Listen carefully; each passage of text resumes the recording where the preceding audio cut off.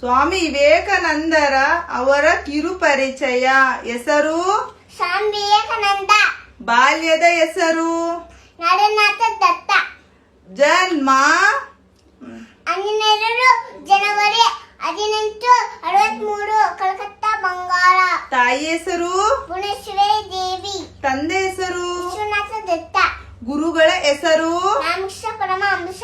ಧರ್ಮ ಹಿಂದೂ ಧರ್ಮ, ಹಿಂದೂ ಸನ್ಯಾಸಿ. ನುಡಿ ಏಳಿ ಎದ್ದೇಳಿ ಗುರುಮುಟ್ಟು ತನಕ ನಿಲ್ಲದು.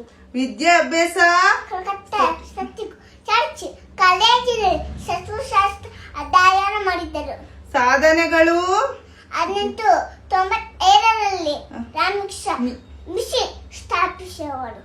1984ರ ಅವರ ಜನ್ಮದಿನವನ್ನು ರಾಷ್ಟ್ರೀಯ ಯುಗ ದಿನ ಎಂದು ಆಚರಿಸಲಾಗುತ್ತದೆ.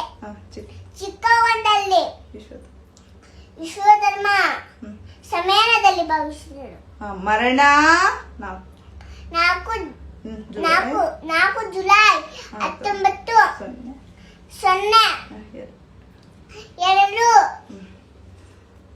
ನೀಡು ಸ್ವಾಮಿ. ಸ್ವಾಮಿ ವಿವೇಕಾನಂದರ ಕಿರು ಪರಿಚಯ.